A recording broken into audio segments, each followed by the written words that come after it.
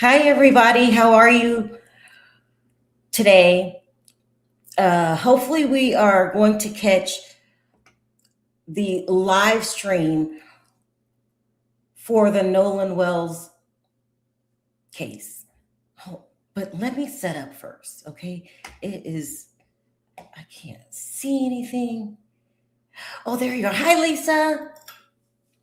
Okay, there we go. We're up and running. All right, so they are supposed to come on in 15 minutes, but they're saying expect a little delay. So hopefully we will catch them live. Now, what are we about to watch? We're about to watch the live stream from Crump, the NAACP, Sharpton, and the parents, and then the parents' defense attorney. I hope you guys can hear me. The defense attorney is the one that's going to represent the case. Remember, Crump is just a civil attorney. He only deals in civil cases, which is the money, liability. And then I went down that whole list the other day about all of his wins, okay? He's pretty good at what he does. The reason you might think he's the main attorney is because his job is to put eyes on the case. So he goes in front of the public. He's posting all this stuff on his social media. And I will say it's a lot different than the Anthony case. So he is getting eyes on the situation. And then, Sharpton has his own television show on MS Now. He always gets attention. But here's the thing. So this is the autopsy that is from their private investigation funded by Colin Kaepernick. This is not the official autopsy. So I'm wondering, why are they going before the official autopsy? Maybe it's a way to force them to speed it up. Maybe it's a way for them to put out what's really going on. This is very, very interesting. It's very, very interesting. I just never really heard of this happening before. Yeah, never. Never heard of it happening before. Let me give a quick update really quick.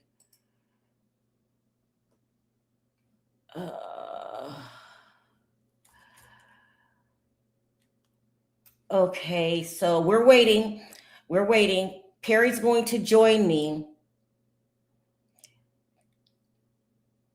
I'm making sure. Okay, let's see here.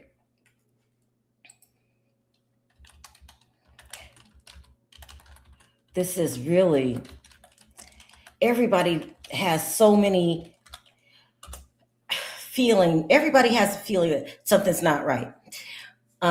And that's not because we want it to not be right. It's just the way that the boys are behaving that raises everybody's antennas.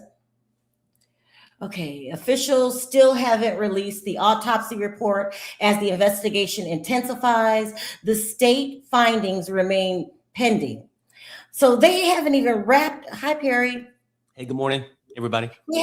They haven't even wrapped up the real autopsy. I'll keep going. It says the state findings remain pending, which is why today, independent autopsy pressure matters. Jackson County Sheriff John Ledbetter confirmed the FBI is assisting with the investigation. So the FBI is involved now. That's great. That's really, really great, including revealing digital evidence. And the investigators have interviewed the 3 friends who were with Wells, plus more than 60 witnesses, okay, as the case remains active. Wells' family also met with the local prosecutor who outlined the grand jury process. Okay, so this is extremely early, all of it, okay? It feels like Crump's team is going a lot faster, but that could be to put the pressure on the officials. It says new audio obtained by NBC captures Wells' friends calling for help. What? We didn't miss this because their boat was taking on water on the return trip from Horn Island, with a caller heard saying, "We're sinking." Oh, what's that, Perry? That was me turning my volume up. With a caller saying, "We're sinking. Can y'all please come?" Before confirming everyone on board was safe. Authorities have said Wells was not on the boat at the time of that call. Okay, I'm a little late because we had some other stuff to do. It says here, so I'm going to find that tape. Let me keep reading really quick. Funeral and family statements. Hundreds gathered at the Center Point Church in Ocean Springs with Sharpton and Crump flanking Wells' mother, Christine Wells Walmsley. She told mourners, share his story and never stop saying his name. Crump thanked Colin Kaepernick for funding the independent autopsy at that time and at the same event. Okay.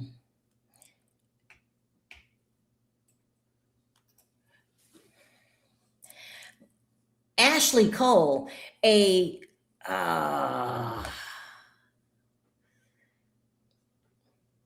not going to say that. Let's see this. We got 10 minutes, you guys. So let's see this tape that they're talking about.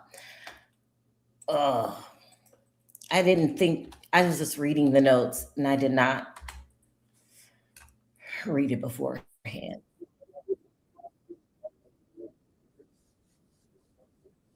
Yeah, I mean, it's been sort of a lot going on, but nothing's really coming from the investigation itself, Right. from the authorities, right?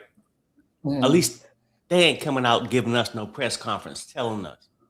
But I just know when they first started, they said no foul play right off the top. And that's sort of, crazy. Here, let's see. Go ahead, Perry. Go ahead. No, but basically saying that they haven't even did a complete or really got into the investigation to come out and say that. But go ahead. I lost it. I clicked the wrong button. But it's actually been a lot of stuff that's just coming out. Just like yesterday, some things came out. Now, whether it's true or not, because like I said, the authorities ain't coming out saying these things. But they're saying that his phone could have been tampered with. The messages from the 4th never showed up. Now, whether it's true or not, I don't know. That's just what, basically, we sort of forced to go by hearsay, what's said, and all this stuff. But it's sort of crazy to me just to look at the whole thing. Like what you said, Sherelle, nobody is wanting nobody to get framed for something they didn't do. But you do want clarity on what actually happened. You know what I mean? It was a drowning. It was a drowning. Let's just go with it. But we don't need pieces left out of it. So me and Perry have been off for a couple of days. Well, not off. I wish. But don't you wish? Aren't you tired? We are good. Yeah, it's crazy. I was wore out yesterday. Let me hear what this says. It says this is his best friend. Let's listen. Noland was not just a best friend of me, but he was a brother. I grew up through elementary, middle school, high school, and even our freshman year of college. We talked on the phone all the time. We were really close friends. And Noland was like a brother to me. And Noland lit up every room he walked in. He always had a smile on his face. He always had something good to say. I've never seen Noland get in an argument with somebody and say bad things about someone. There's a lot of people that talk crap nowadays, and Noland was never that person. Sweetest soul ever. And I had a great relationship with Noland. I've never got in an argument with Noland. We were super close, and I've never said or will ever have anything bad to say about Noland Wells. Yeah, and you guys, you said you kind of grew up together. Did you know his mom, or how was that? Because I saw in the media where it appears that she may have said At least I saw in part that she said as if she didn't know any. Noland Wells' mother on July 20th, the day that she laid her son to rest, filed her first documents in court. Now, she filed Now, you know what's really weird to me? So that's the best friend, allegedly, because I haven't vetted this stuff. Wait a minute. Oh, and posting that, I took down the other one. Oh my gosh. Let's see if I can put this back up. There. Why wasn't this said earlier? Why didn't he come out earlier? What the problem is that we're in the dark and we want answers. Well, I'm not doubting that the friend is lying or anything that he's saying. It very well could be true. But the problem here is transparency. The problem is transparency. It feels like a cover-up, especially for me, the GPS information. Why aren't they just communicating with the public? Well, that's the whole thing too, right?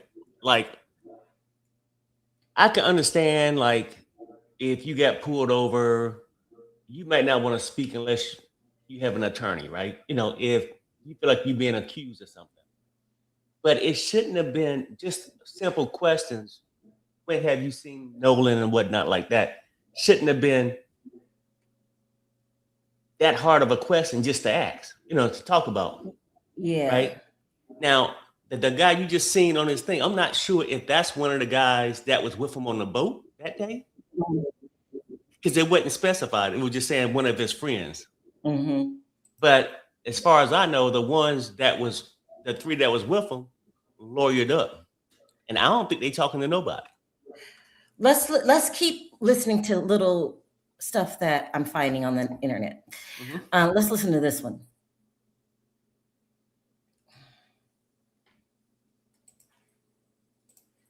This is a Noland Wells update, by the way. There's a new video that just surfaced from the day that Noland Wells disappeared. All right, check this out. TMZ got this video, and it is timestamp 2:23 that afternoon. I'll tell you why that matters. You can see in a second, you can see a young black man. He's on the back of that boat, leaning down, maybe to cooler to get a drink or something. He's wearing swim trunks that appear to match what Noland was wearing on that day on the boat, if you compare it to the picture of him with all the guys, the white guys in the boat. And this was taken about 2 hours, I said I would explain to you, about 2 hours before his friends left the island without him. They left around 4:30. This was at 2:23 or so in the afternoon, according to the metadata. Now, the sheriff's office now has this video, according to TMZ. The investigators have it. I don't know what that means yet, if they have spoken to people or what they're doing with it. But I do know this, that every new piece of evidence deserves to be looked at and taken seriously. Every question deserves an answer, and we're going to keep following the facts wherever they lead, because the journalism doesn't stop after the funeral is over, and it doesn't stop when the cameras leave. Did you know that?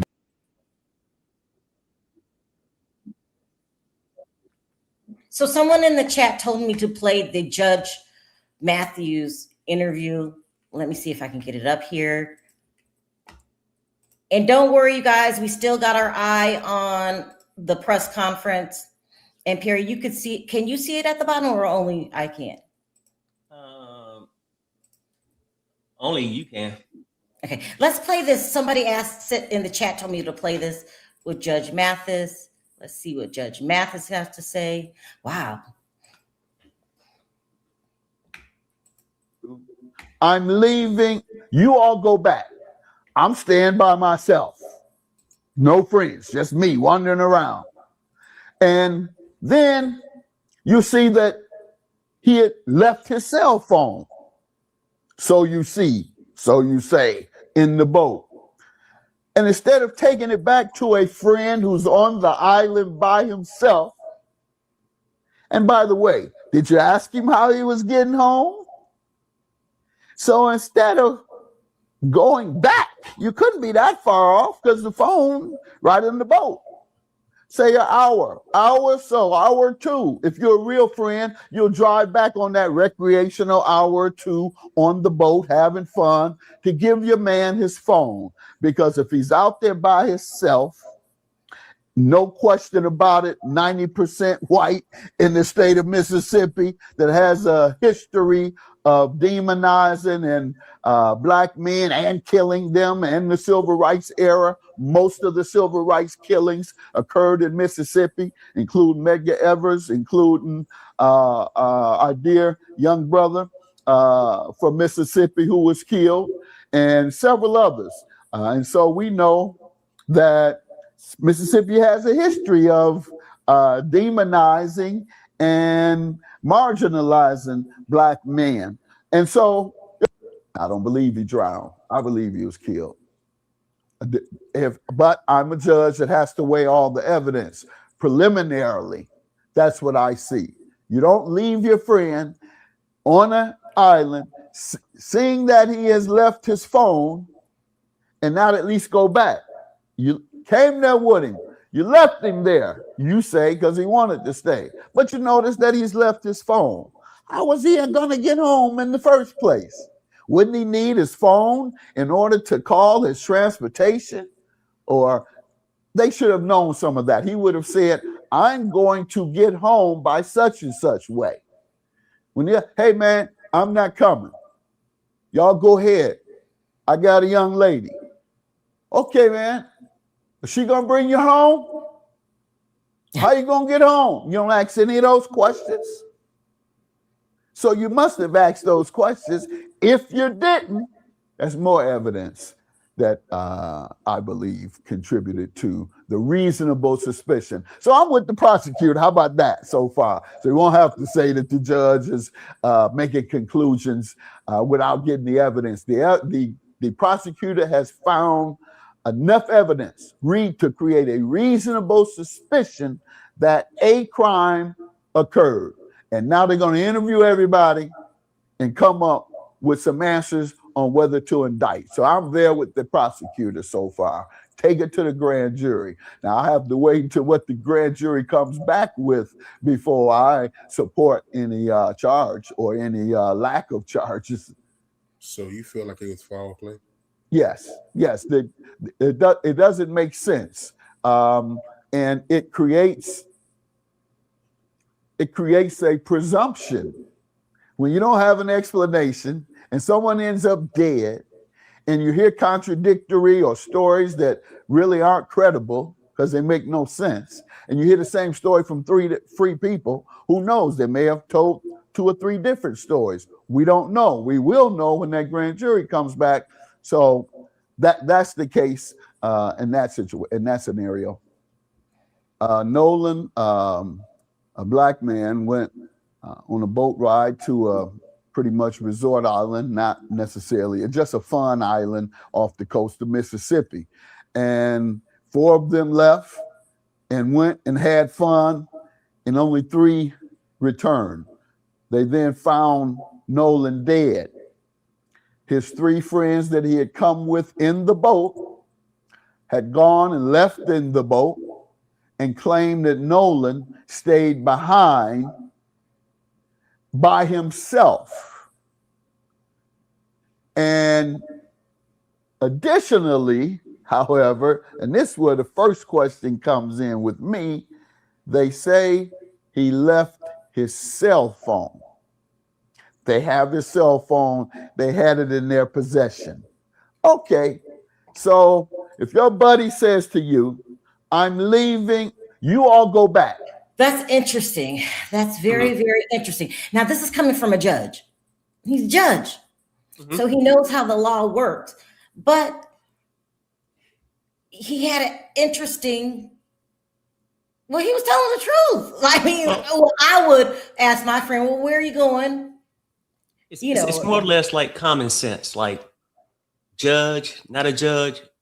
Anybody would say, hey, you went to the mall with your friend, you drove on there, but then you just left them without asking any questions. You know what I mean? Like, come on, it's crazy.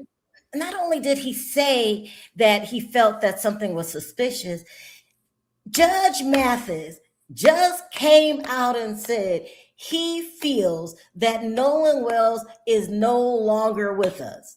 Damn, that's powerful. He's a judge for decades. Let me keep seeing if I can find something else. Okay, also, chat. Yeah, I'm keeping an eye on the press conference. Still not on, but everybody's still talking. If you guys want me to play anything, let me know in the chat, because I've been doing other stuff related to YouTube that's really going on for long, ain't it, Perry? It's like we're doing other things behind the scenes, and that's why we're so tired. So let me know. It doesn't make sense. It just doesn't make sense. And that's, we shouldn't feel bad about asking questions. We shouldn't feel bad about, let me see what this is. Hold on. Someone just sent me. Put it this way. If this was any one of his friends that ended up this way, their parents would want questions asked. You know what I'm saying? Like any parent would. Any parent would want answers. Let's see.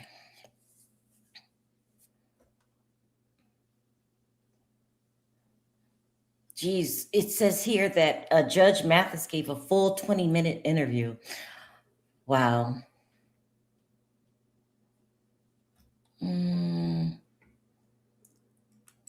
So we're basically just waiting. We're just waiting. Yeah. Wow. What do you think happened? We can't even speculate, because if I don't know what happened, but it's like the lack of consideration for their so-called friend. Like, who does that? Like, go somewhere and do all this and like, well, I don't know. He just left, so be it. I'm lawyered up now. I can no longer talk about it. That's another thing, the lawyer thing. Like, if something happened to my friend, I'm devastated. Can't talk, can't speak. I'm going in front of the cameras. Their reaction was different. And you've got all these people jumping on board with this story. And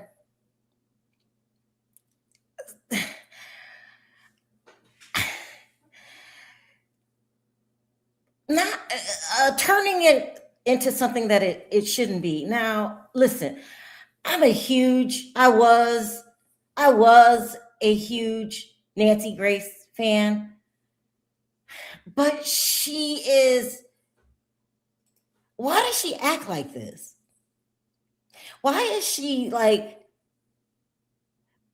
ever since I found out that she wasn't a true survivor and that she made that story up, I look at her different.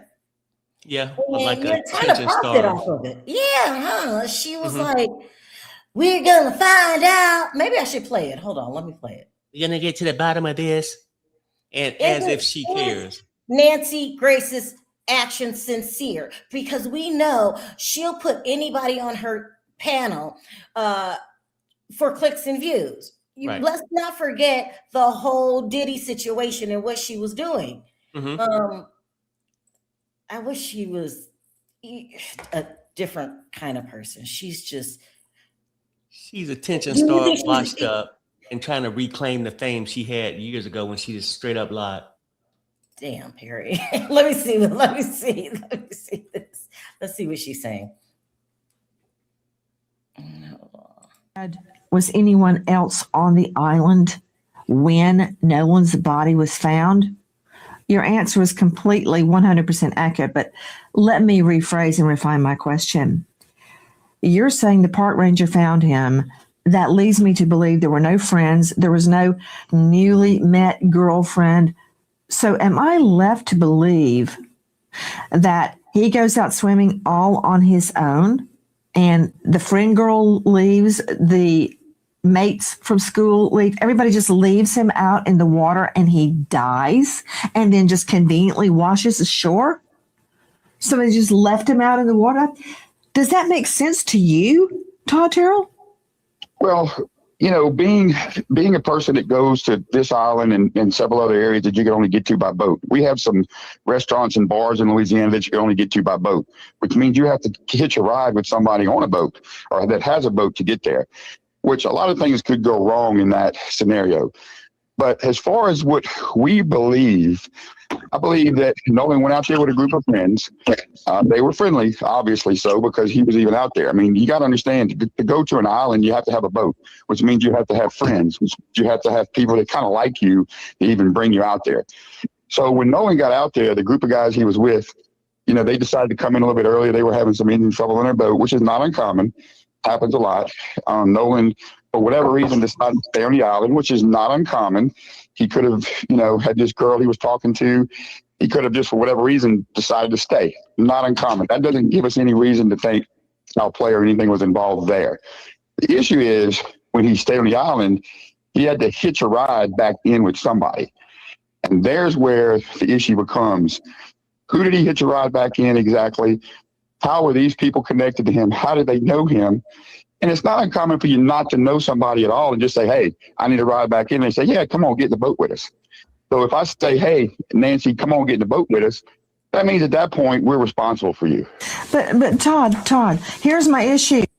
He often told us that one day he wanted to have. So you guys, I'm going to play this friend's video again, because as far as I know, this is the only person that has came out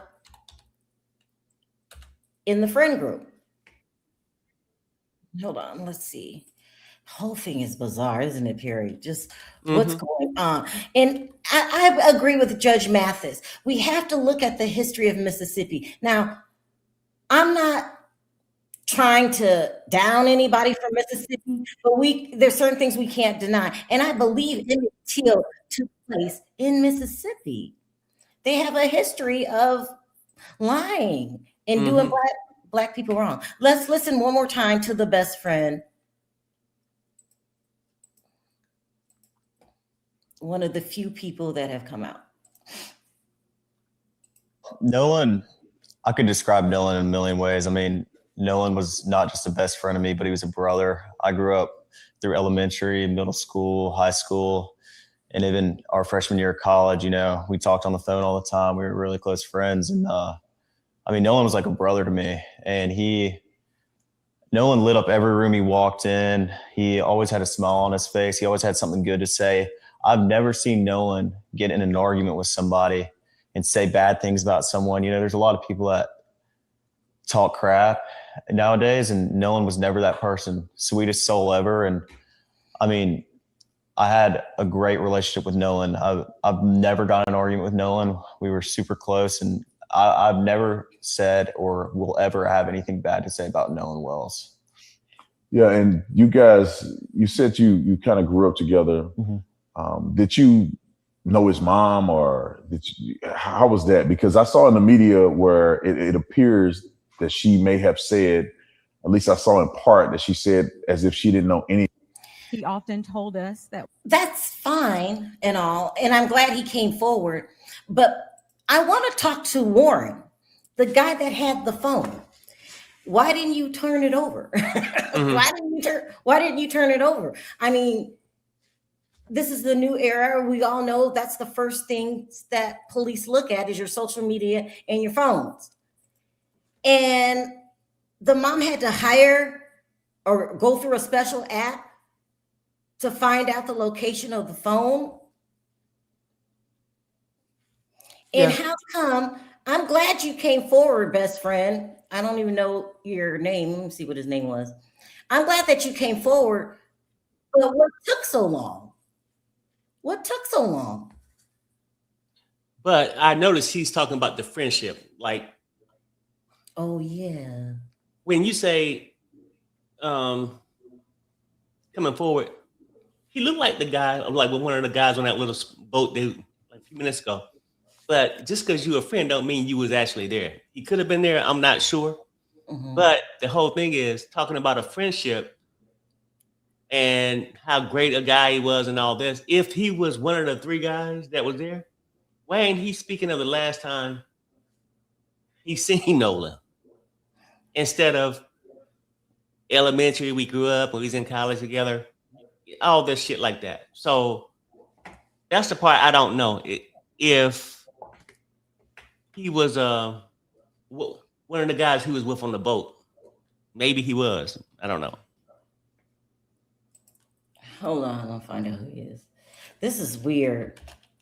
I still got my eye on it, Perry. Don't worry. Okay. We're waiting for the press conference to start. Now, as of now, they're 13 minutes late, but they gave us a warning that they were running a little late.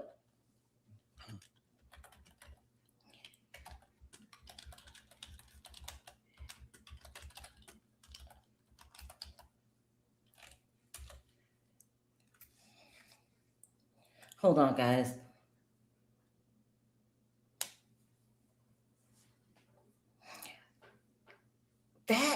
Another thing that people don't understand is big bodies of water like that are very dangerous, right? They're very dangerous. That's why I don't go to places like that, that the only way in is through boat. I don't like stuff like that. I need to be able to run if something pops off.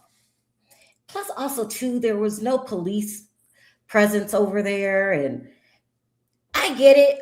Kids have a place you go, you drink, you hang out, you be kids. That's kind of a dangerous situation. If I was a mother, I wouldn't want my kid over there. I think about stuff like this all the time.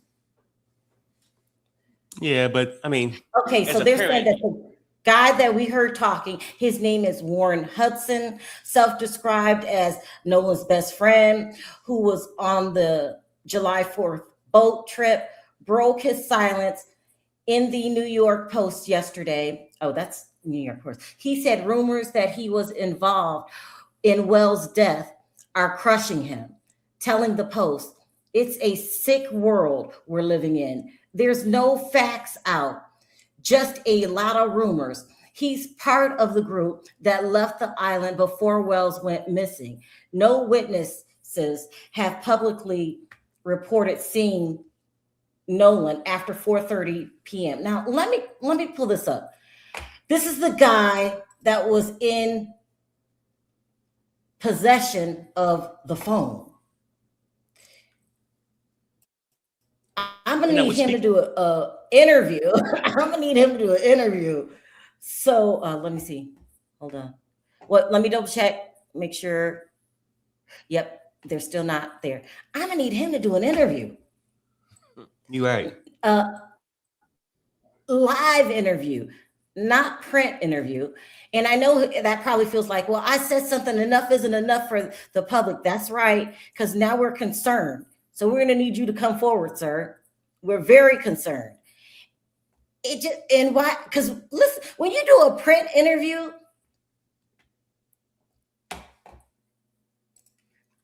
it just doesn't come across the same way a live interview would do.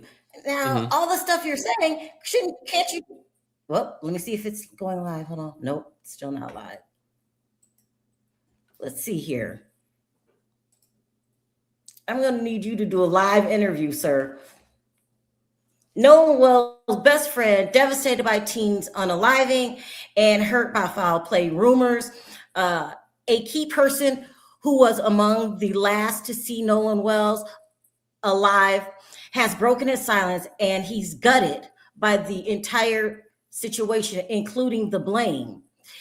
Warren Hudson, Wells' self-described best friend. What does self-described mean? Okay, let me keep going. Who was among those on the fateful 4th of July boat trip before the teen went missing, says the rumors he was involved with Wells' death are crushing. "It's a sick world we live in," he told the New York Post. "It's terrible. Nolan was my best friend." Now, everybody's saying that Nolan was their best friend. There's a lot of people all of a sudden is the best friend.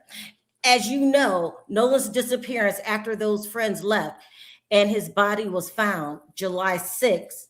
That's right.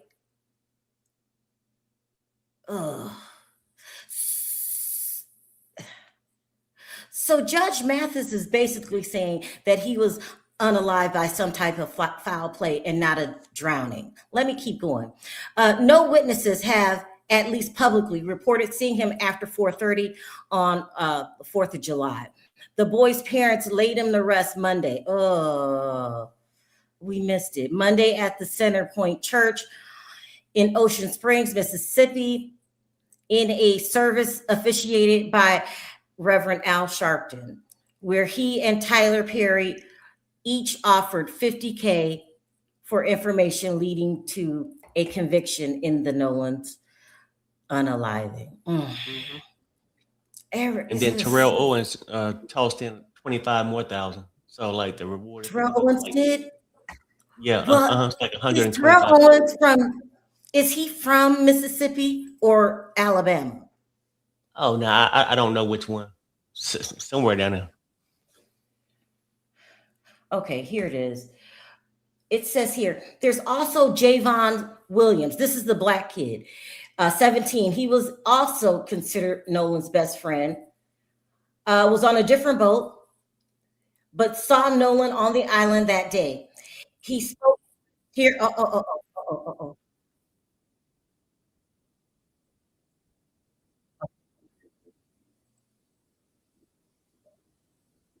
He just gave us a 2-minute warning.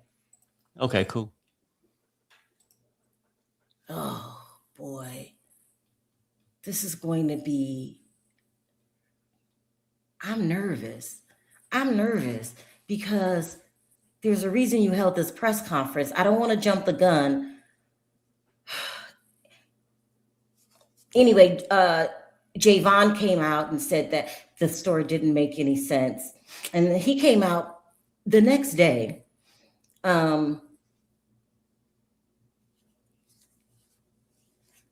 Another friend came out, Trayston Shepard, claimed that the voice in the viral video is his own, not Nolan's. Oh, wow. And said he's cooperated with the investigators, so multiple friends have come forward. This guy, it looks like his name is Trayston, Tracestin, Shepard, saying that that's not Nolan's voice on the boat. Oh boy. Let's just hear what they have to say. I'm going to need them to hurry up. So that we just got a 2-minute warning, you guys, from the representative of the NAACP. We're all ready to go. We just want to hear what's going on. Right. What are your feelings, Gary?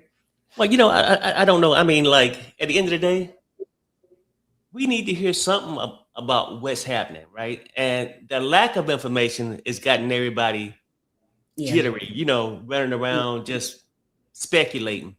Right. But to find out what actually happened to the body, what was the findings? Mm-hmm. Now, the only thing we got from other people is no foul play. They just don't, you ain't really investigated.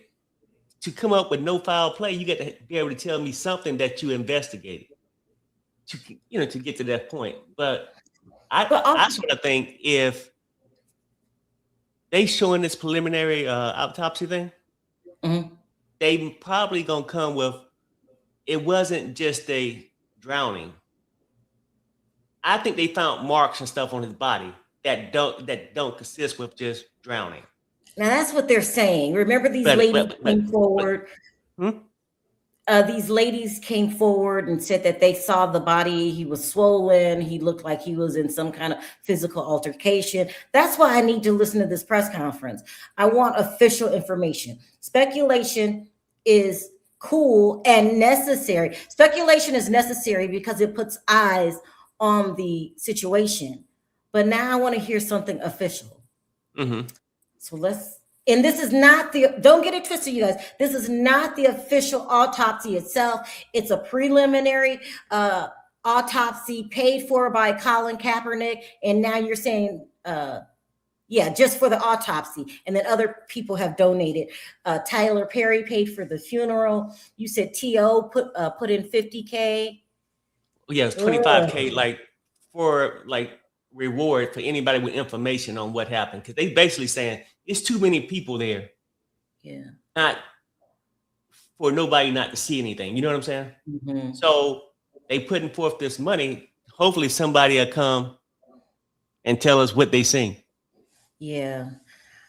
Hurry up. I want to hear what's going on because we've already been live 45 minutes.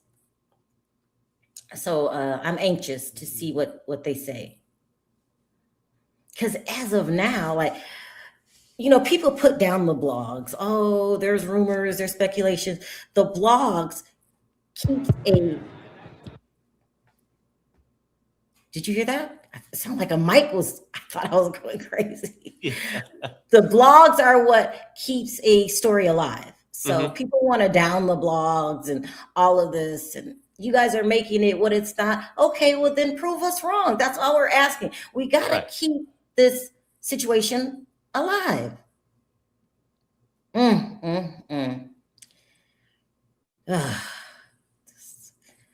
can't believe what's going on here. Because maybe they found something different now than what they're getting from the investigators, or from that's not adding up with some of the stories they've been told. You know what I mean? Mm-hmm. I'm sure at the time during the Emmett Till situation. Okay, hold on. All right. Thank you. It looks like they're testing the mic. Okay. Hurry. I'm anxious, you guys. I want to hear what they're getting ready to say. I want to hear it. Now, Perry, you just seen the friend. Right. Did he seem sincere to you? Well, I mean, look, it's hard for me to say whether he's sincere or not. Mm-hmm. Because he basically just talking about his friendship in his eyes, right? That he had with Noland. The thing is, I'm not saying Noland was not a likable guy and all that stuff. We want to know what happened on the 4th.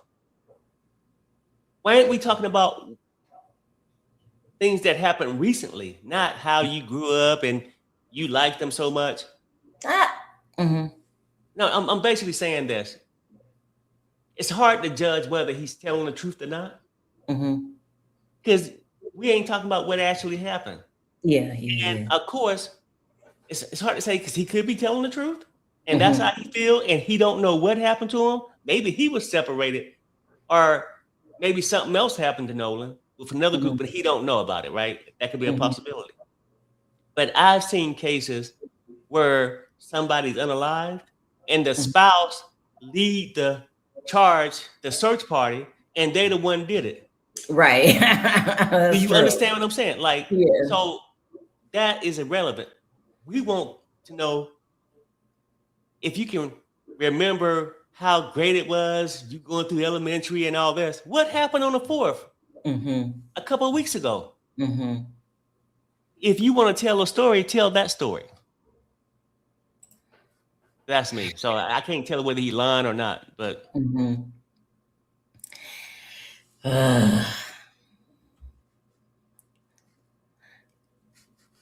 I got my eyes on the situation. When they go live, we will go live. But I'm also looking at more updates.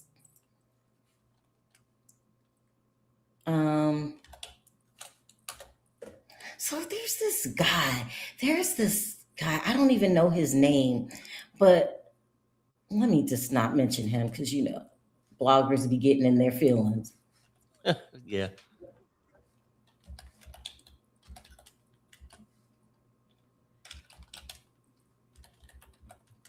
It's taking so long. Hurry up, please.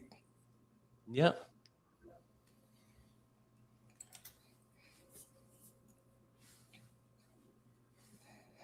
I mean, because things like autopsies can the findings and stuff, if they're done correct and if it's not, you know, misleading or something like that, at least it tells a story. Here, let's listen to Secret Service Sam. He said something about another interview. Hold on. Okay, that didn't work. Hold on. Somebody said his own.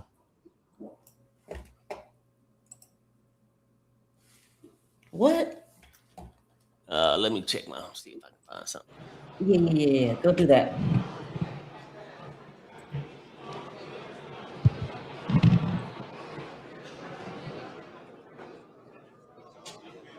Oh, okay, you got it. I guess that.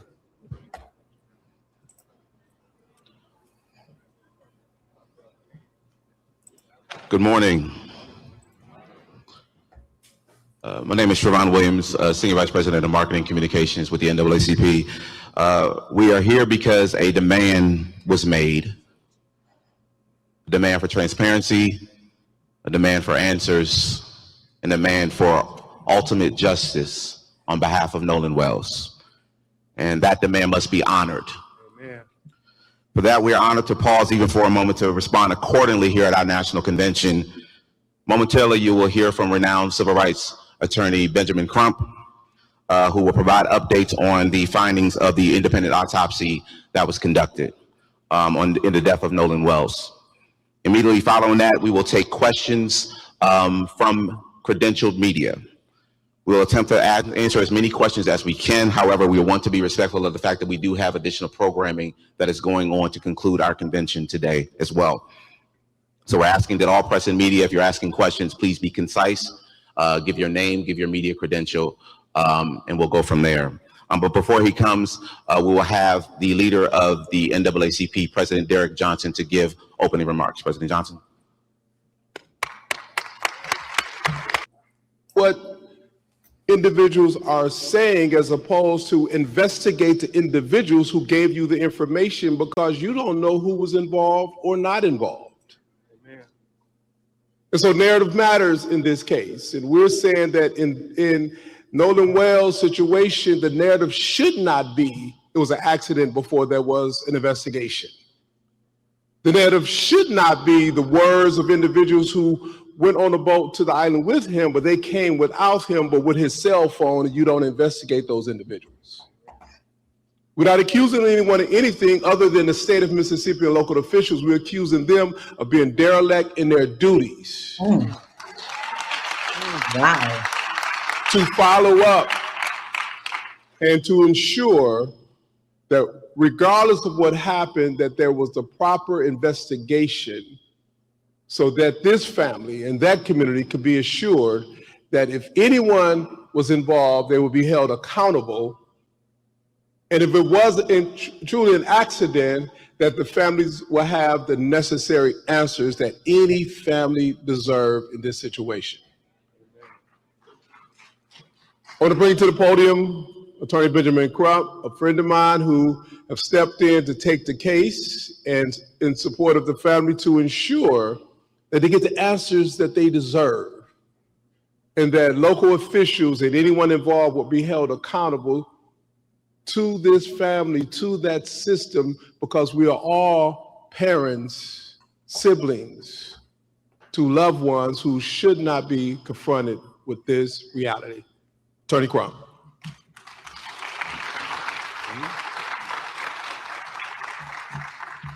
Thank you very much, President Derek Johnson, for your leadership, for the leadership of the Mississippi Conference of NAACP, and being there during the homegoing services to help the family go through what no parents want to go through.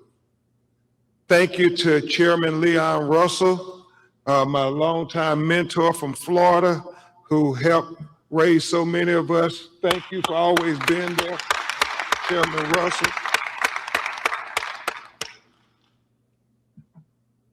As President Johnson said, I'm Attorney Ben Crump, representing the family of Noland Wells, but it's not just me, it is a team effort of incredible, dedicated lawyers and investigators and paralegals. Attorney Lisa Park, attorney who you'll hear from in a few minutes, Attorney Eric Hertz, Attorney Gary Buchan, Attorney Camila Moore,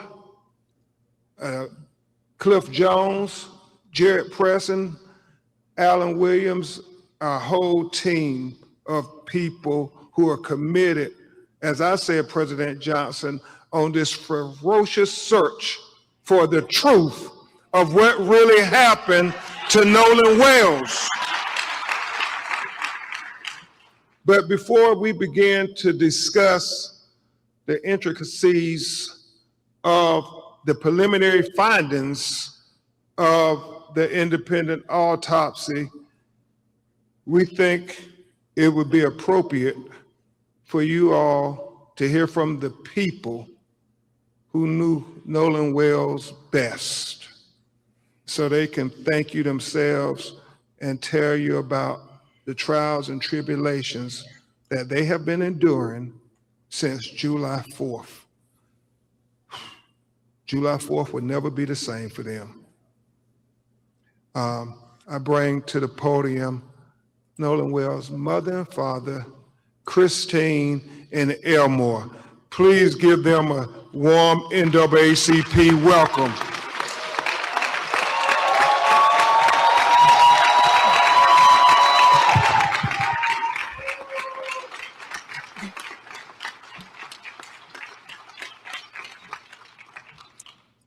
First of all, I want to say thank you all so much.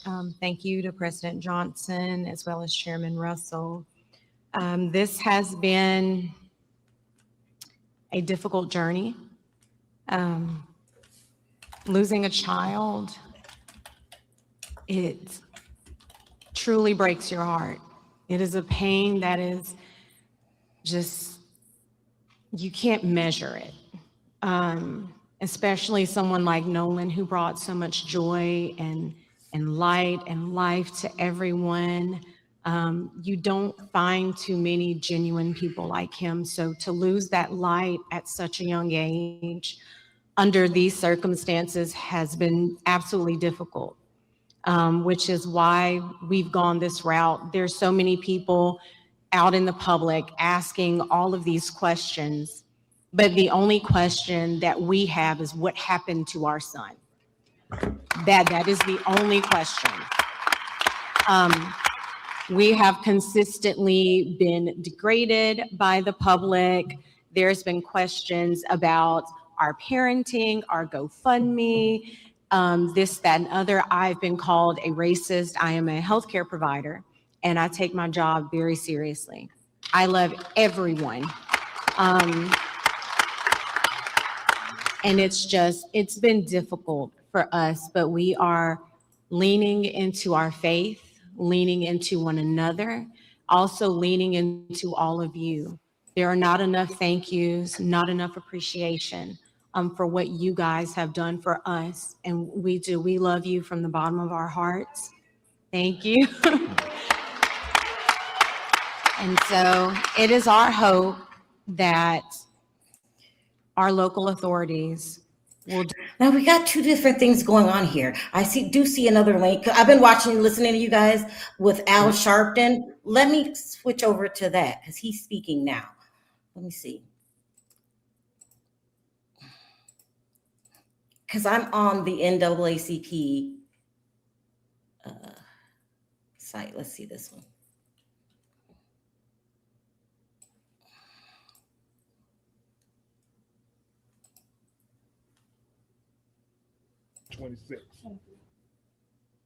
No, that's not it. Let me go back to where I was. Hold on. Okay.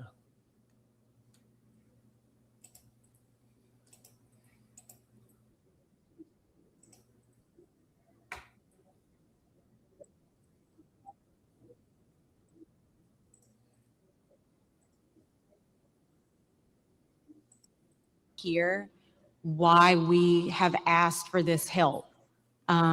So again, thank you all so much for your support. We appreciate you. We really do.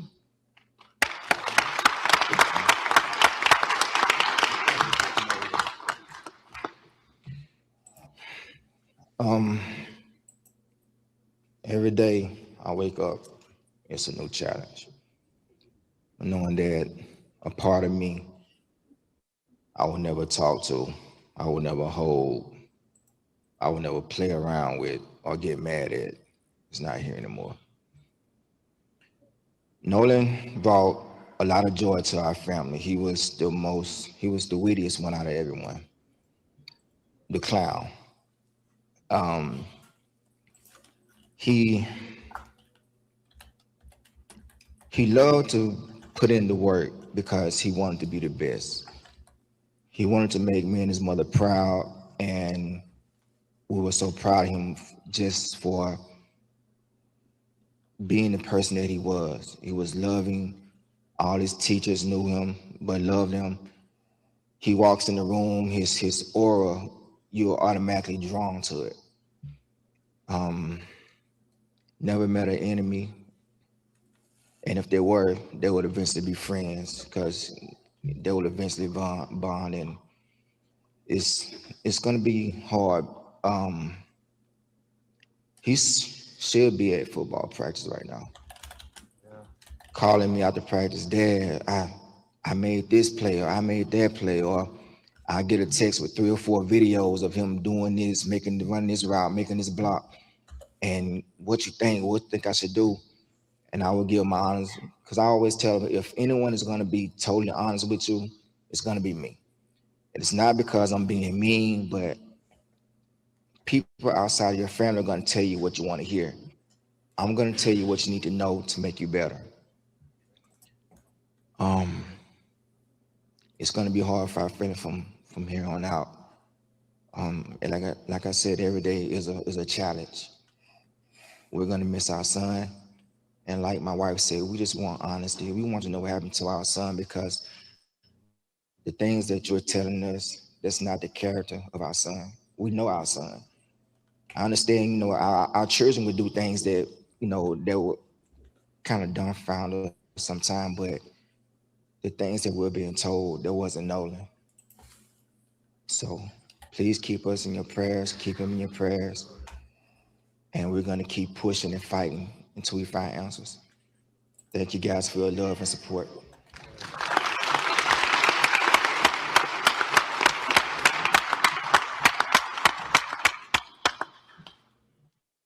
Thank you so much, Christine and Noland. Christine and Elmore, Noland's mother and father. Before we start to go over the preliminary findings from the independent autopsy, we will hear from Attorney Lisa Park to tell you about who was the forensic pathologist who conducted the autopsy. Attorney Lisa Park.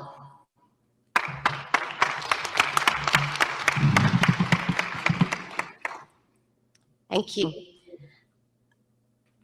Dr. Roger Mitchell could not join us today, but we felt it important before we reveal and unfold this report that you understand who conducted this autopsy. Dr. Roger Mitchell is a physician and board-certified forensic pathologist with 2 decades of experience. He currently serves as the president of the National Medical Association, which is the oldest and largest group of Black physicians in the U.S.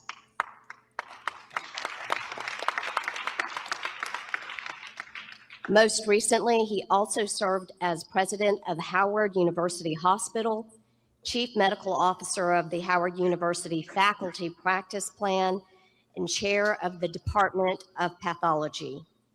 Before joining Howard, he served as chief medical examiner for Washington, D.C. from 2014 to 2021, and is later as interim deputy mayor for the Public Safety and Justice. Dr. Mitchell has conducted and managed thousands of autopsies and is nationally recognized for his work at the intersection of medicine, public health, and justice. And for this case, we sought out the very best, and we are proud to be working with the very best.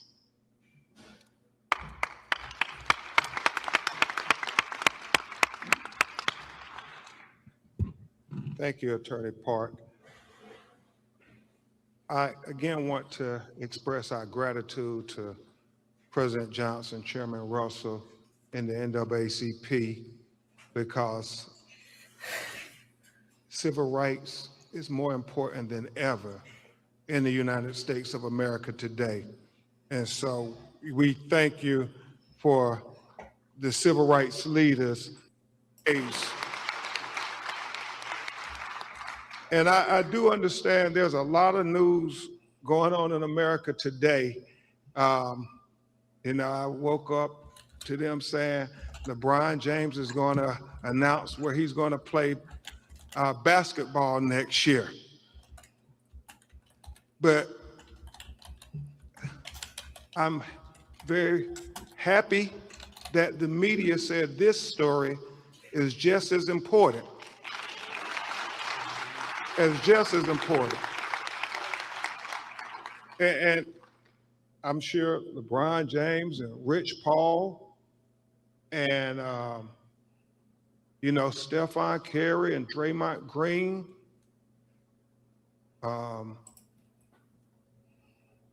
Jaylen Brown, Embiid, Maxey, Giannis, Bam, and many other players in the National Basketball Association will all agree that our children's lives are far more important than where LeBron or any other player will play next year.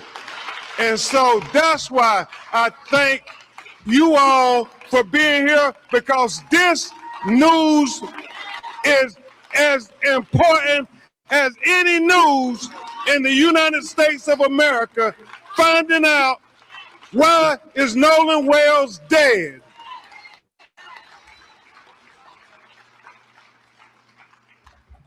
And I want to thank you all who have called the call center. I want to thank Reverend Al Sharpton. I want to thank Mr. Tyler Perry. I want to thank Mr. Terry Owens for putting up the $125,000 reward for anybody out there who have information so we can get to the truth of what happened. I mean, any videos, and we've gotten so many videos, President Johnson, from that day from young people, and we want them to have the courage to come forward with the pictures, what you heard. I know people said there were a lot of disturbances out there. Some believe it involved Noland. All of those things are important to get to the truth of what happened. The fact, Christine, that the United Cajun Navy are so forthcoming. The fact that they told us, we haven't heard from any of their local officials, that Noland was found face down, fully clothed. Well, that's significant to us because the last time we saw him on the videos, he was without a shirt. So at what point did he put on a shirt? Somebody saw something. Somebody knows something. There were almost 300, 400 people. Somebody knows something. So, Scott X, we're trying to just make sure people understand that you can call the Noland Wells tip line at bencrump.com. We will gladly listen to you, take any information as we try to put together this puzzle of what happened to Noland Wells. And today, we're gonna add some more parts to this puzzle because my legal team and I, we stand for truth, no matter who it implicates or who it exonerates.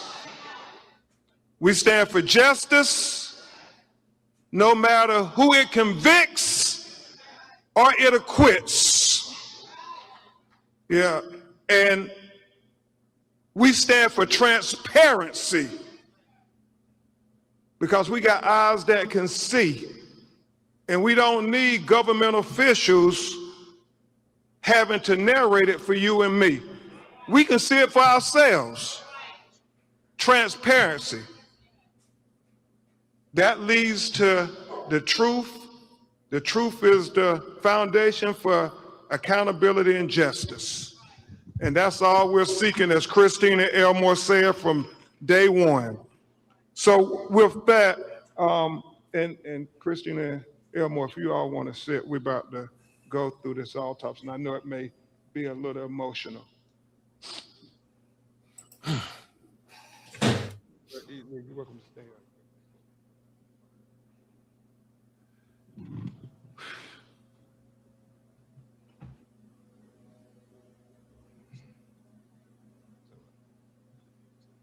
You got the pointer? Let's go through this.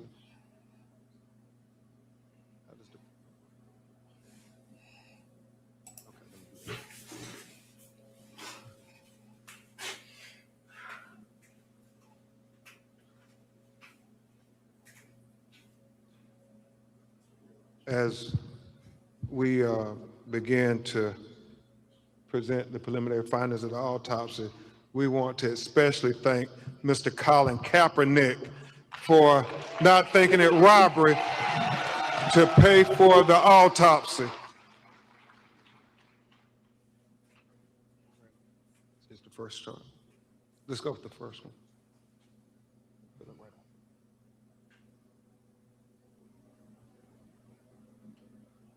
So, where's the?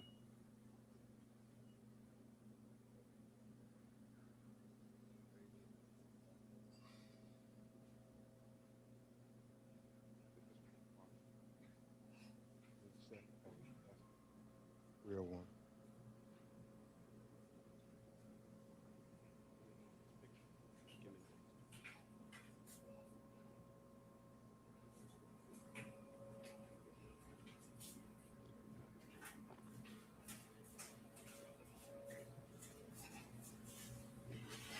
Oh my God. An autopsy will be provided for the media at press@bencrump.com. And so, Mr. Jones, keep that. I don't need this one. I just need this one here. So, pull this up.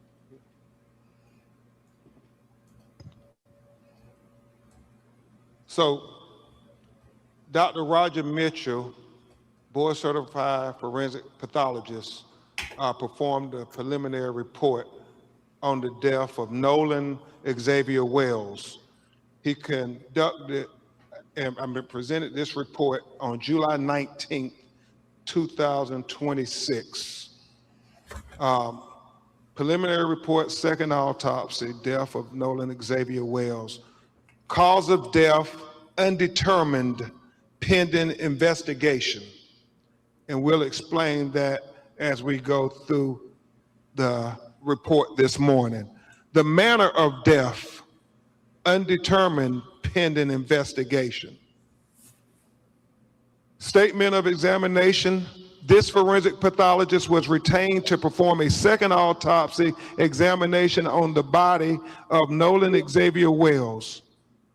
Name of decedent, Noland Xavier Wells, age 18 years old, race, black, gender, male, date of death, unknown. Second autopsy date was performed on July 10th, 2026. Preliminary findings, and this is significant. Focal area of red discoloration in the soft tissue of the back of the head, the occipital region. He said the etiology is unknown at this time. He said the body was received after the initial autopsy. He said the body had marked decompensation. He said, corona incision of the scalp, brain removal, Y-shaped incision of the anterior torso, and he talked about the organs being removed, as is common, accompanied in the body cavity. And that when you have an autopsy, the organs are removed from the body and they are dissected and examined. And then they are put back in a bag inside the body. So when they're buried, their remains will all be with them. But in this occasion, if there's going to be a second autopsy, then the organs are put in the body cavity so the second pathologist could be able to examine the organs as well. Very significant for Dr. Mitchell was that the anterior inner neck structures were absent, not received with the body. And we'll explain that in just a minute. And then it talks about the additional procedures performed during the second autopsy. And we'll go into the paragraphs on that there because he explains it better in his narrative. So where's the first page of the discussion? Not the diagram yet. You keep the diagram over there.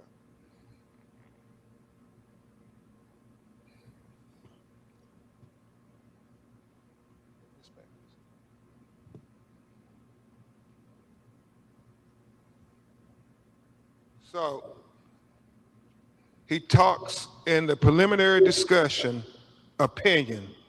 This forensic pathologist identified several limitations during the second autopsy that create barriers to establishing a definitive cause and manner of death for Noland Xavier Wells. And that's important. He talks about the fact that we didn't get to see the body when it was first recovered, like the medical examiner working for Mississippi would have seen it. He talked about the second autopsy performed on Noland Wells revealed marked decompensation or changes. Marked decompensation can obscure the presence and absence of bruising on the skin surface, especially during a second autopsy examination. What he's saying, because the body was so decomposed that you couldn't tell if there was bruises or abrasions on the body when he received it on the 10th of July.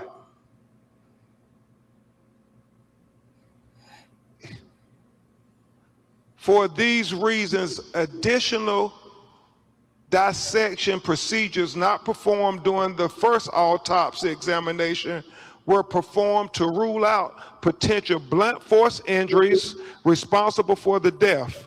These procedures included facial dissection, posterior head and neck dissection, dissection of the ribs, the pelvic, dissection of the subcutaneous and deep soft tissue, dissection of the back, the buttocks, the arms and legs.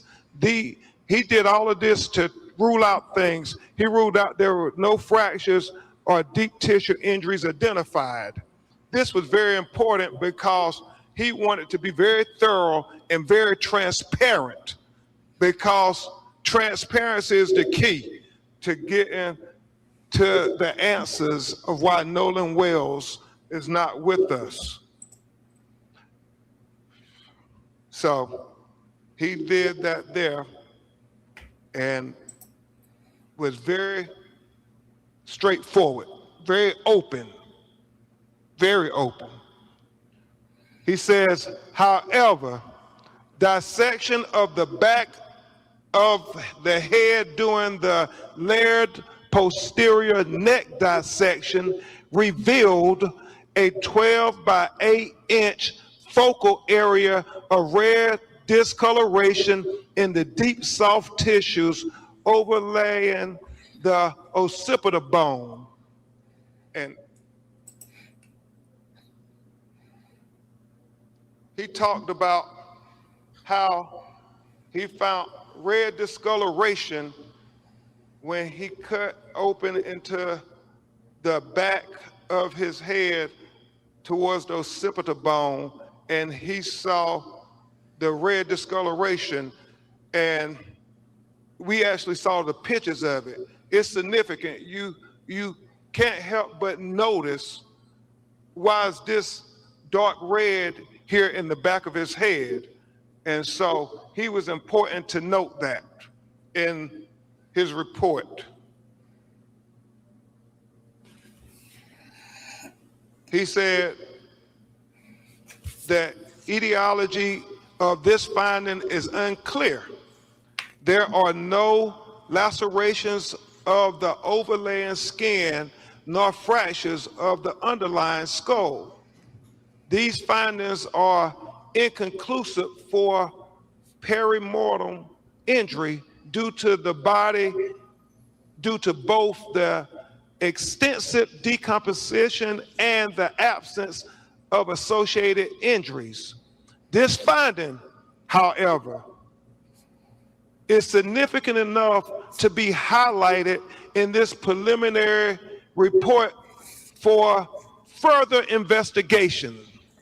It is important to reiterate that the finding could not have been observed in the first autopsy because the posterior head and neck dissection were not performed. He said another limitation faced by this forensic pathologist was the absence of the anterior internal neck structures. The trachea and the laryngeal cartilage, the thyroid horn, and the hyoid bone were not received with the body. So he's saying that the throat was not received with the body when he got Noland Wells' body in Washington, D.C. to perform the second autopsy. And so let's discuss that with what he said about that. He said, it is assumed that the initial pathologist retained these structures for additional evaluation. He said the retention of the anterior neck structures during an initial autopsy is a common forensic pathology practice. He was chief medical examiner for 7 years in Washington, D.C., and he said that if they had concern about throat or any fracture or compression of the throat, they too will hold them back. He doesn't know why they held the throat back, but he said the throat was not with the body of Noland Wells when he received it in Washington, D.C. to perform the second autopsy. He said, nevertheless, a posterior neck dissection performed without review of the anterior neck structures is incomplete. Therefore, this pathologist cannot rule out injury to the neck as a contributor or a cause of death.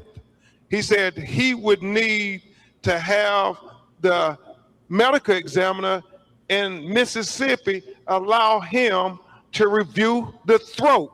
That's why he said his autopsy is undetermined pending investigation. Remember, it's about transparency.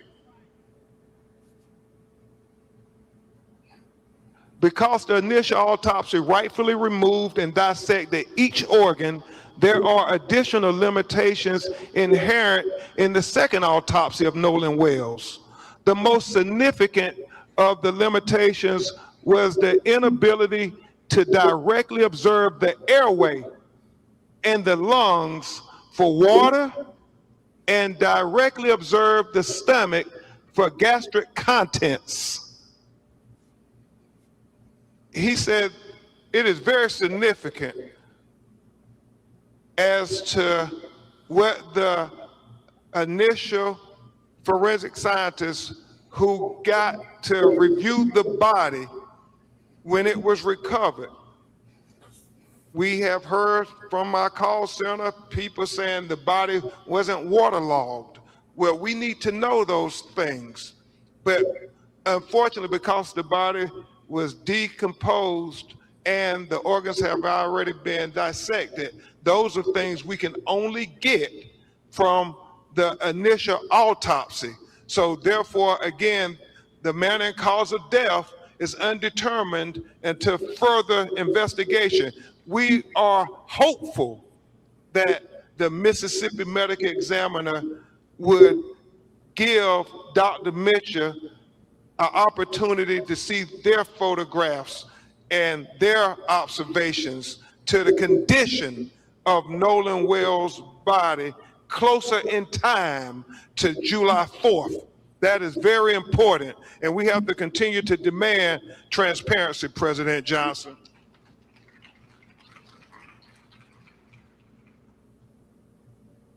In addition, the original toxicology results have not been received at the time of this report, and we continue to wait for the toxicology to come back, because again, that will be part of the investigation into Noland Wells' autopsy by Dr. Mitchell. It is significant to note that it's many things that go into toxicology that only Dr. Mitchell would be able to opine upon, and medical experts can opine upon. And he feels the proper place to do that is before a grand jury in a courtroom.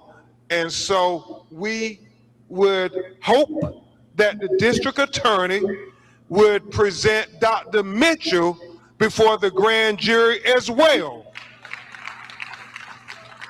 We want all relevant information to be heard by the grand jury. Lastly, in cases where a death has occurred in or around a body of water, this is important.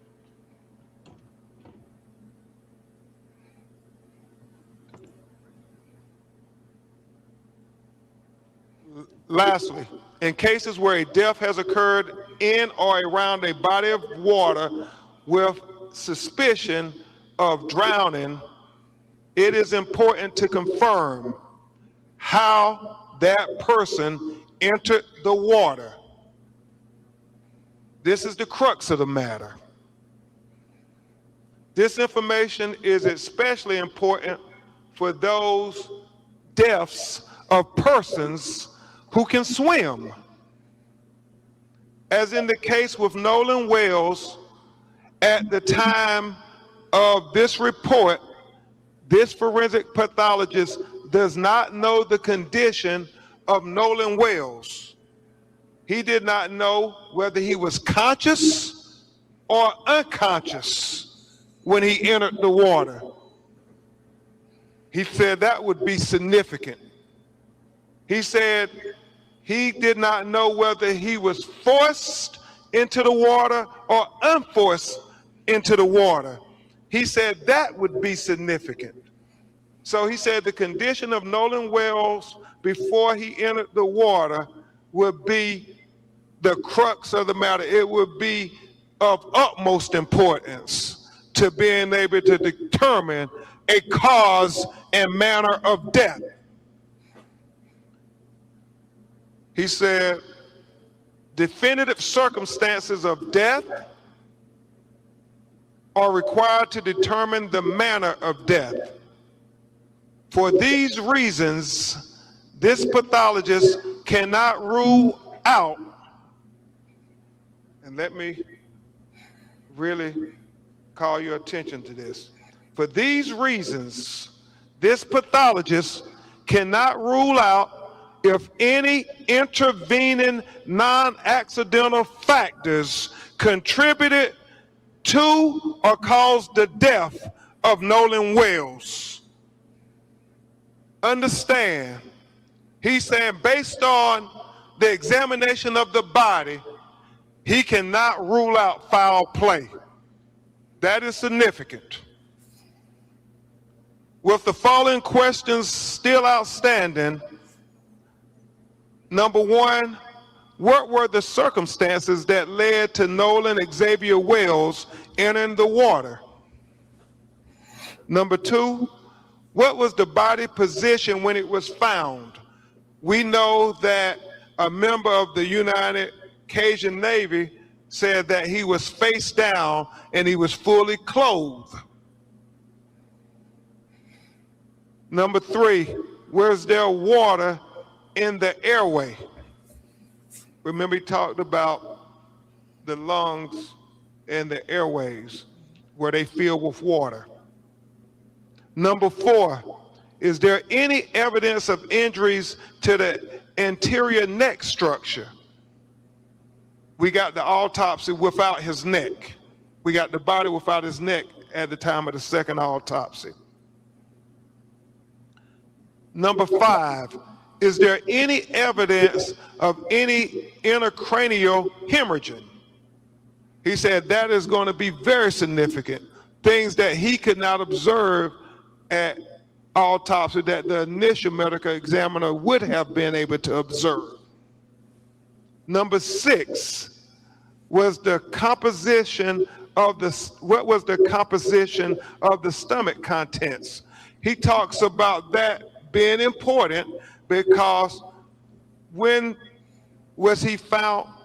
How long had he been in the water? How long had it been since his last meal? All those things become relevant factors when you're trying to do a thorough and impartial autopsy. And number seven, what are the toxicology report findings?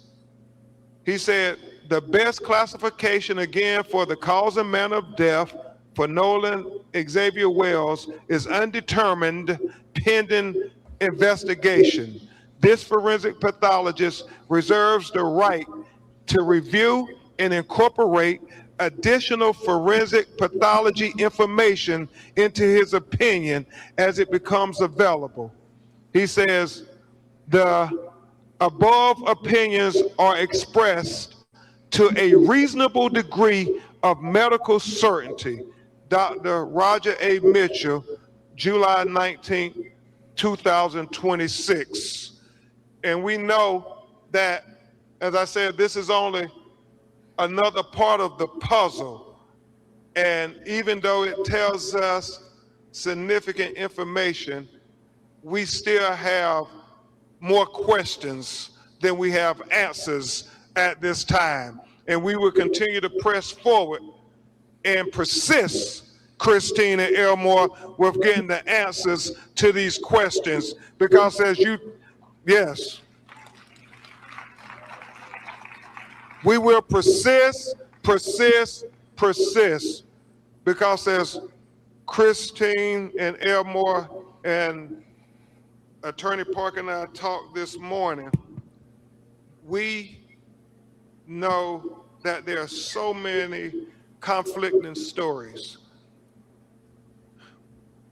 The fact that she said him being found face down, the fact that we have other videos where people who have called said that is Noland, who is in some kind of dispute with others. We're looking at all of these things. The fact that the GPS tracking of the boat is being questioned by many. We're trying to dot every I and cross every T, because we understand that when our children's lives are at stake, it matters. Not just what happened, but what we do in the aftermath of them being taken away from us. And just like the NAACP stood up when another tragedy in Mississippi taking the life of young Emmett Till, we will stand up for Noland Wells. Just like the NAACP and civil rights leaders stood up when another Mississippi son was taken in Medgar Evers.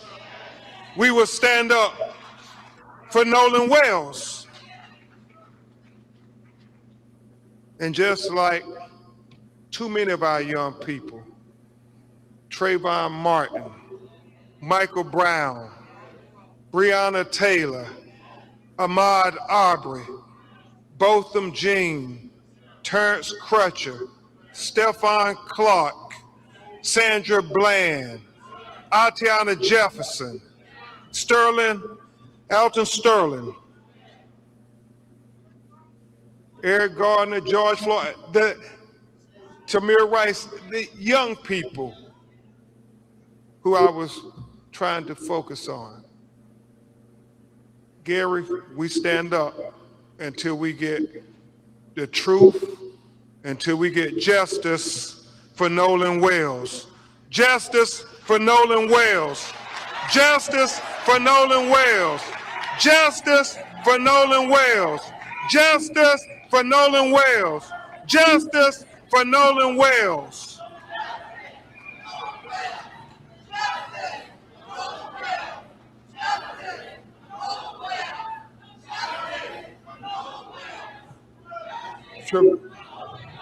We were asked if Christine and Elmore and President Johnson can come back and join us on the stage. And Trevon, we will have you coordinate questions and answers for us or President Johnson or Attorney Park and I. I will say this, as President Johnson comes to the stage, I was sharing this with him and Chairman Russell, Christine Clark. God knows we wish we had you at the Department of Justice now. Christine Clark. As I was sharing with President Johnson and Reverend Al and others, this is so important that we continue to talk about Noland Wells and what happened to him, and that we get attention on him, because in getting attention on him, it brings attention, Cliff Jones, to other cases that are not getting their attention as of yet. But I'm so grateful to Christine and Elmore, because they said whatever we can do, not only to help our son, but to help these other young black boys who was killed the July 4th holiday. And I want to take a moment before we answer your questions to talk about two other young black men, both 18 years old, who were killed in extraordinary ways that are very similar to Noland. President Johnson, 18-year-old Daniel Irvins went on a fishing trip, out on a fishing boat with two other young men. He was the only black. It is alleged that he ended up accidentally drowning, but his two white friends got his cell phone and threw it away, got his clothes and threw it away, and then went and deleted all of their text messages with him and social media. Sounds familiar? And they've only been charged with tampering with evidence. And his mother is crying out that they should be charged with murder, because if they will lie about his cell phone and his clothes and deleted messages, then they will lie about what really happened to Daniel Irvins.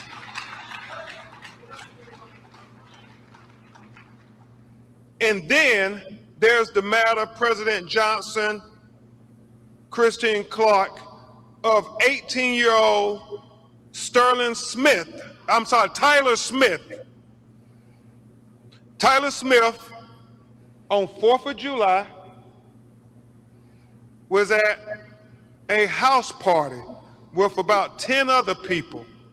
He was the only black person at the house. He somehow ends up shot in the head, dead. Some of the friends get rid of the gun. The police show up. They tell the police it was an accident.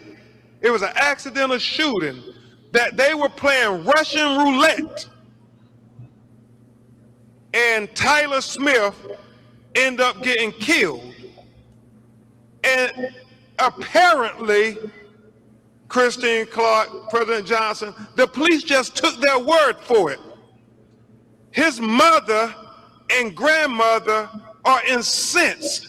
They asked the police, did you do a gunshot residue test on his hands?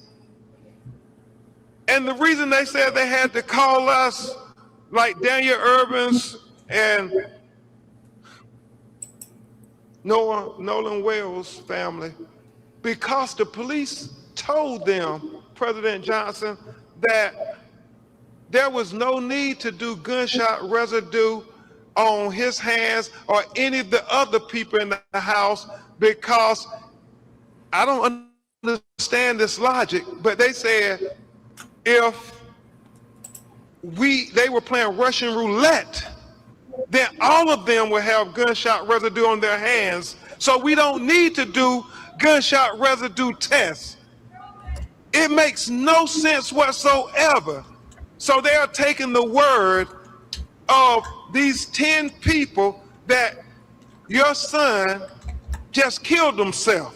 And you don't have to worry about doing any investigation or testing forensically anything. Just take our word for it. Now, can you imagine in any 3 of these scenarios, had the survivors been young black men and they were with a young white man and he ended up dead, what kind of investigation would there have been? What kind of interrogation would there have been? Would they have ever been able to see the light of day until those questions were answered? Well, just like you would do a thorough investigation for your children, we want you to do a thorough investigation for our children.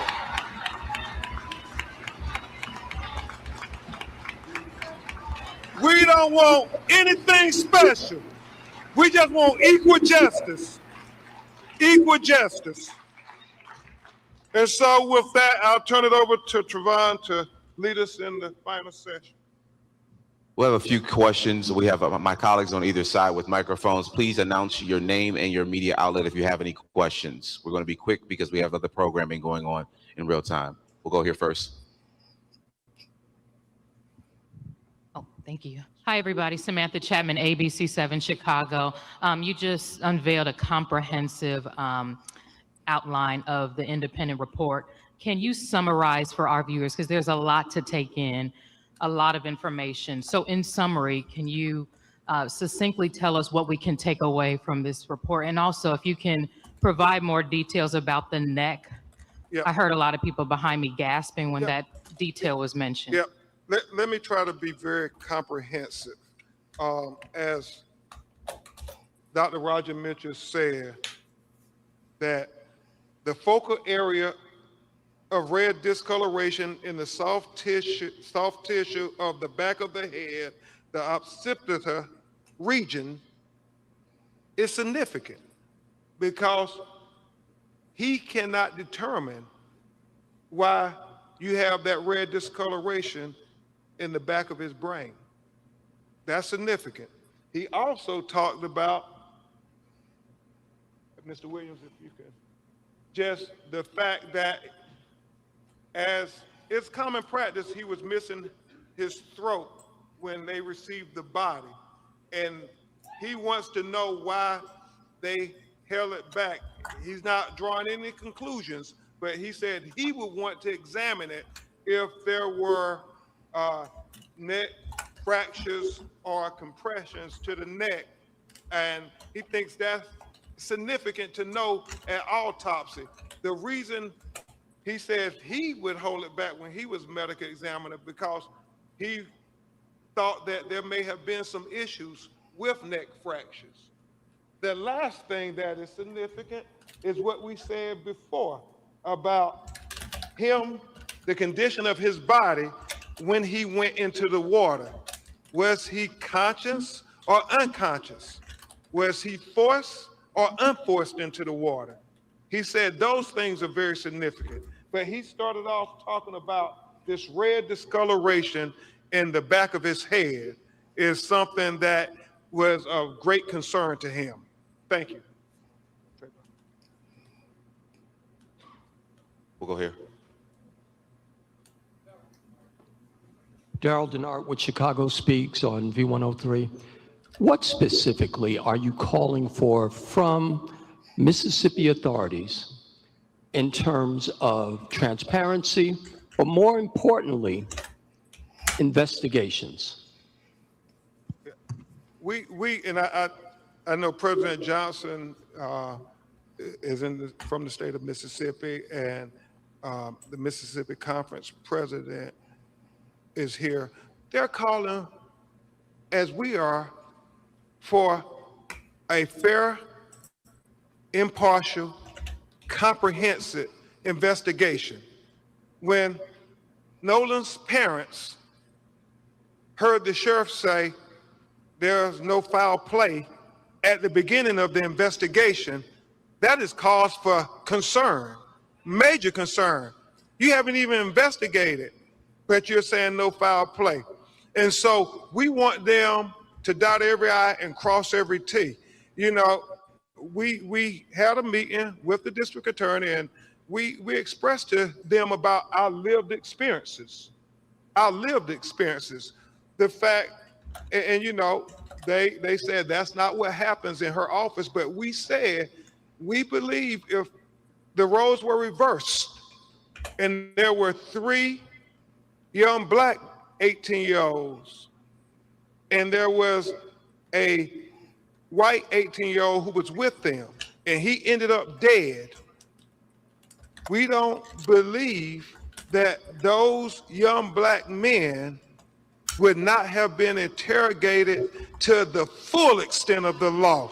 We believe that it would not have been a choice whether they were going to cooperate with law enforcement if their lawyers and them were going to cooperate. No, they would have been held until they gave answers. They would have been held until they explained the cell phone in their possession. They would have been held until their cell phones have been examined. And so whatever you would do, had the roles been reversed, we want you to do the same thing for Noland Wells.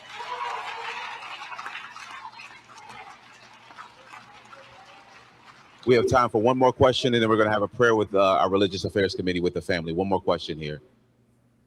My sister. I'm Tiffany Walden with the Tribe in Chicago.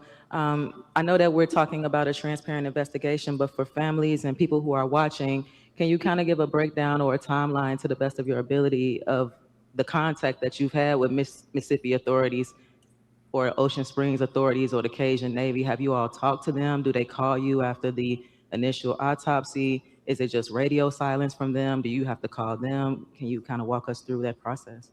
So the last time we actually spoke with local authorities, which would be the Sheriff's Department, was I think a day or two after his body was found.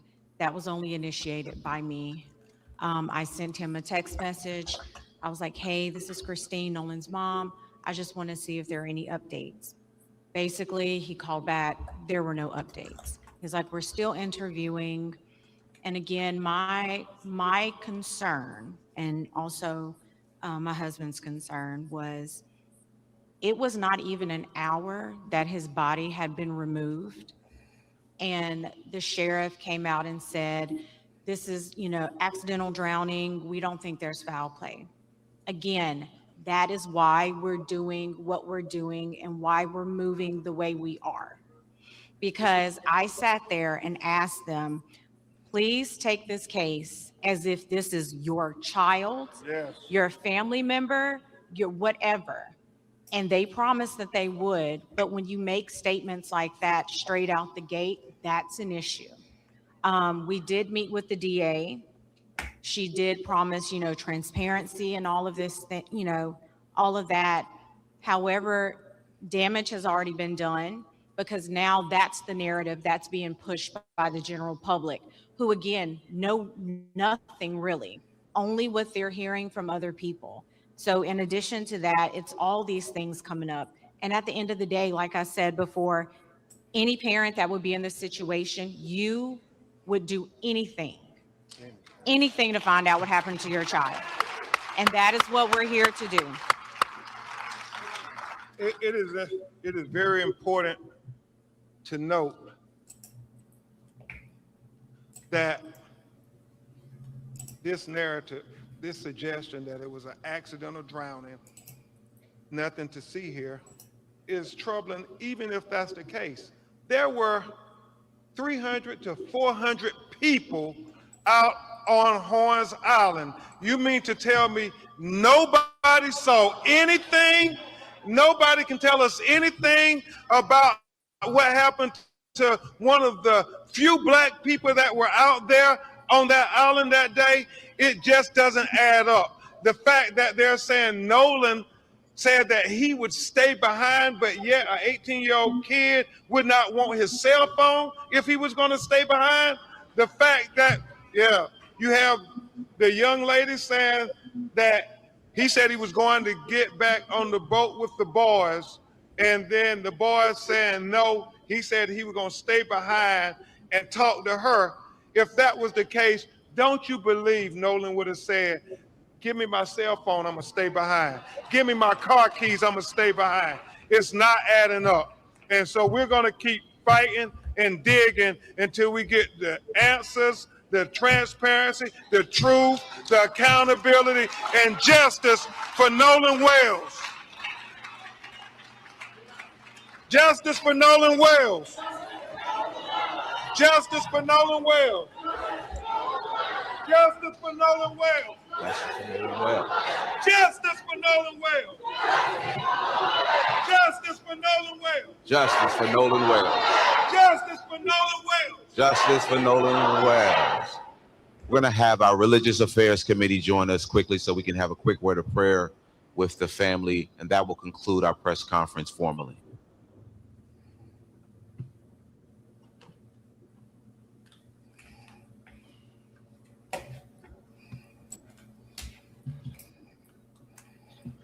Good morning. It's a good morning in spite of all that we have heard. It's a good morning because we're here for justice. I'm Reverend Wendell Anthony from the Detroit branch and also a member of the National Board of Directors and a part of the Religious Affairs Committee, joined by colleagues who are here. I'm going to ask all of you, if you would be so kind as to just link arms.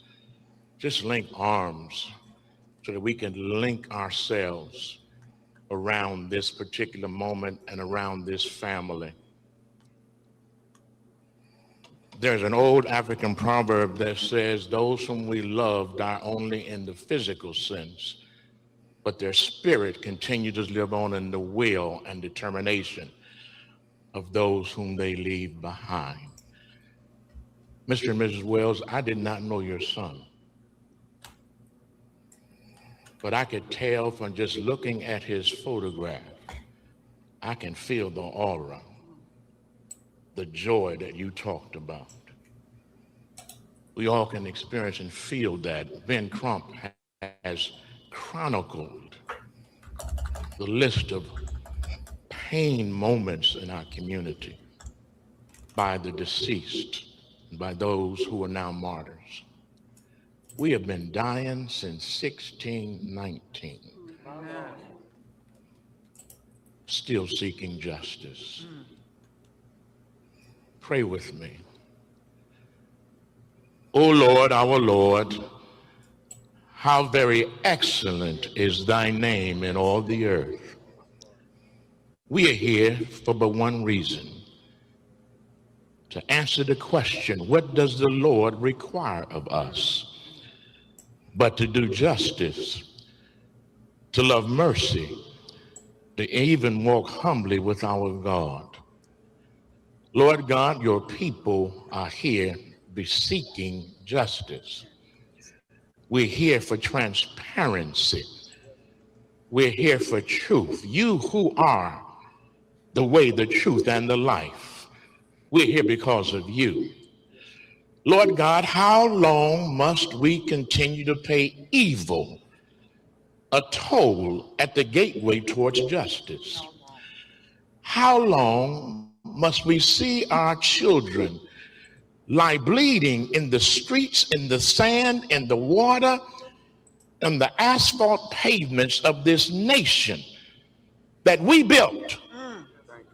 Even on July the 4th, a day that serves a lesson in mockery and dichotomy, where we talk about independence, yet we are not independent from those who seek justice. Help us, Lord. Bless us right now. Bless this family. Cover this mother whose tears fall down her cheeks. Cover this father as he remembers his son, whom he taught and whom he mentored to play in life, but more importantly, to play the game the way it should be played in living. Lord God, we thank you so much. We've gone down the roads. They lied on Martin. They lied on Medgar. They lied on Malcolm. But more importantly, oh God, they lied on you. You who know about lies. We know that the truth shall eventually set us all free. Help us to get the truth, even in Mississippi. Oh Lord, help us to get the truth for our children. You know, like we know, there are more black boys in school than are in jail. We know, oh God, that there are more of us who are striving for the benefit of life rather than the poison from living. Oh Lord, how long will justice continue to lift up her brow so that she can see who is standing before us, so she can make a decision that is not in our interest, but in the interest of those who seem to be different from us. Help us, Lord. Don't we as a people bleed like everybody else? Don't we as a people need comfort like everybody else? Don't we as a people need justice like everybody else? Don't we as a people feel the pain when our children are taken from us like everybody else? Help America, Lord, because America has a problem. We don't have a problem. America has a problem. Fix the problem. In 250 years, we still seem to suffer from the same old problem. Fix America, oh God. Fix justice, oh God. Fix us, oh God. Fix Mississippi, oh God.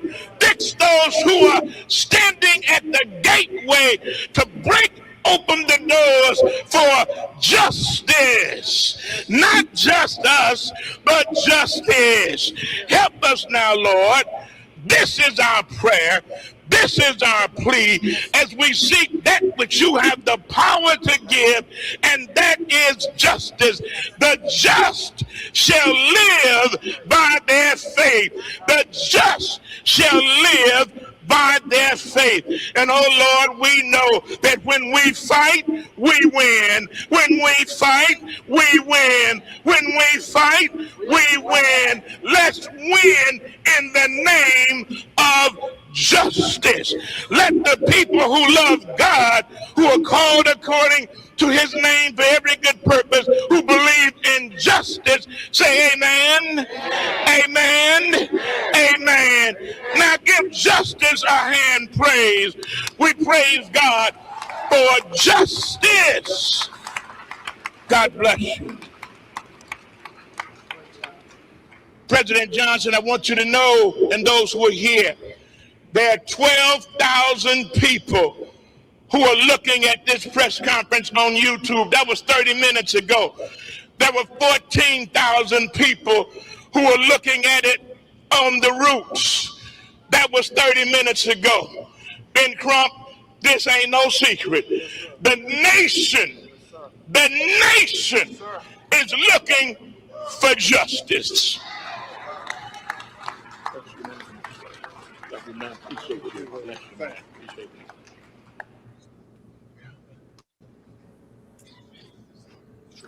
All right, so there you have it. Woo! It was long, very, very long. First of all, I commend the effort for Crump for putting eyes on this, but there was several things that was excruciating to watch. I don't want to say it. I feel that Crump should have let a medical examiner give the report. He couldn't pronounce certain words, so it didn't come across that polished. If you couldn't get the medical examiner, you could have got a pathologist, somebody. It shouldn't come from an attorney, in my opinion. But let me just go over what he said. What he basically said, that they did not bring over the neck. Because they didn't bring over the neck, you can't determine if it was a drowning, because it'll explain if there was water in his lungs, in his airways, or in his stomach. And then, so that was number one. You didn't send over the complete body parts. I hate to say it that way. So we can do the examination. Number two, there was a mysterious discoloration on the back of the head that went through several layers. So it wasn't like a cut or anything. Like, this was a deep gash. That's what he basically said. He also said that so it was hard to determine any kind of foul play. So it's still undetermined, which means that that's what the first medical examiner is saying.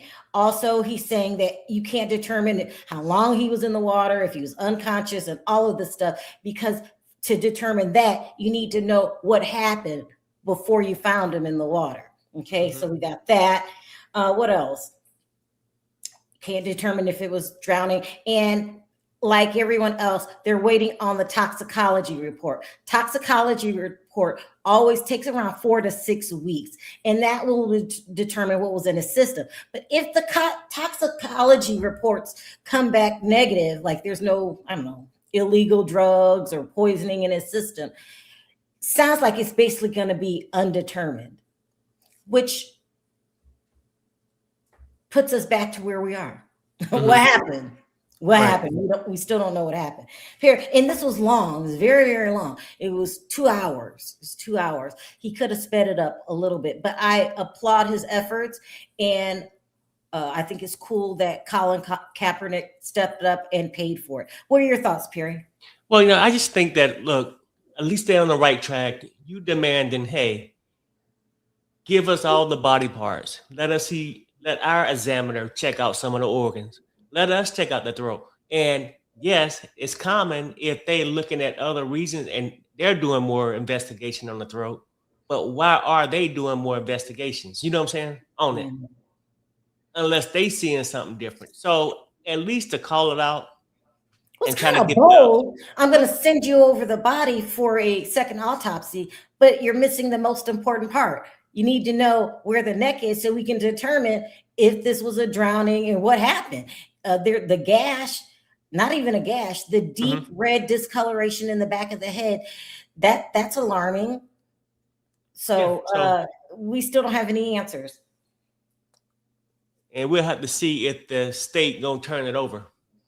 Yeah. Now, my thought would be no. Then I've seen some people in the chat was saying, well, maybe they could reconfigure the stuff they got. I don't know, but you need the body parts. No offense. Right. I don't want to refer to. You need his neck. You have to have the neck. You know, the neck is a crucial area. Not only can it determine if there's water in the airways, was it crushed? Right, exactly. Well, Right. you know, a lot of stuff. So that's where we are right now. But I'm about to go. I've been sitting here 2 hours. So, Yeah. but thanks to everybody. Colin Kaepernick. It's really weird. It's really strange. And it's another suspicious move that you did not send over the neck. Did you forget? Well, why? What? Right.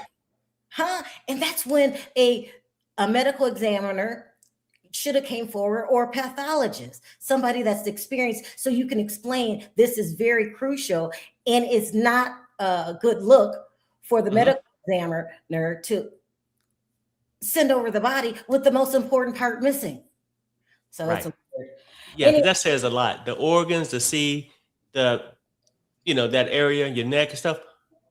Let me know in the chat what you guys think. Do you think we would ever, the examiners on our side, ever get to see these missing parts?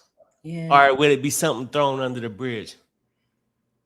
Anyway, Perry, let's try to come back a little later. We'll do hot topics, and then we'll talk about what's the aftermath. But as of right now, they're pretty much calling out the medical examiner for sabotaging the second autopsy, because they're like, you didn't send over the most important part, and it's not like you didn't know. So there we have it, you guys. Perry, you got anything you want to say? No, that's it. That's all I got until later. Okay, people. We'll see you later. Bye for now. And bye, everybody.